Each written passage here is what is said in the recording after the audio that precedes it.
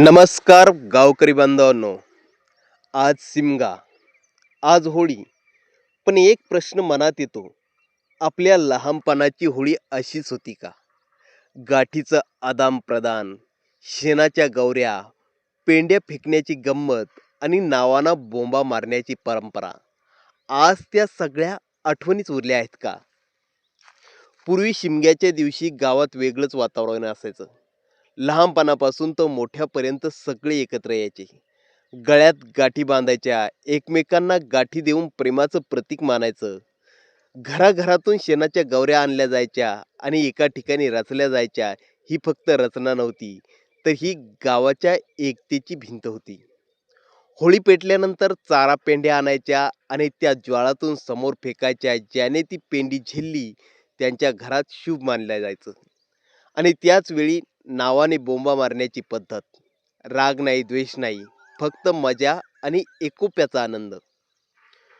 होळी म्हणजे फक्त आग नाही, ती अहंकार जाळण्याची परंपरा आहे.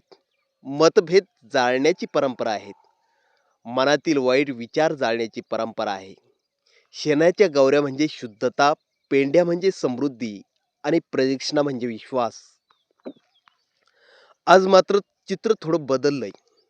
होळी होते, पण परंपरा कमी झाल्यात. गाठी कमीत, गौऱ्या कमी आणि पेंड्या नाहीच. फक्त औपचारिक दहन आणि कधी-कधी डीजे फटाके. आधुनिकता वाईट नाही, पण आपली मुळं विसरणं योग्य आहे का? आपण पुढच्या पिढीला काय देतोय? फक्त व्हिडिओ आणि फोटो, ही संस्कृती आणि परंपरा. आज होळीच्या या पवित्र दिवशी आपण ठरवूया, जुनी परंपरा जपायची, गाव एकत्र आणायचं आणि शिमग्याचा खरा अर्थ पुढे न्यायचा. होळीची आग लाकूड जाळते, पण आपण ठरवलं तर ती मतभेद पण जाळू शकते. ही परंपरा जपणं ही आपली जबाबदारी.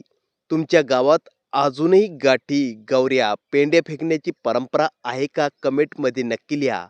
व्हिडिओ आवडला तर लाईक करा, शेअर करा आणि आपल्या संस्कृतीला पुढे नेण्यासाठी चॅनल सबस्क्राईब करा. जय हिंद, जय महाराष्ट्र आणि सर्वांना शिमग्याच्या हार्दिक शुभेच्छा.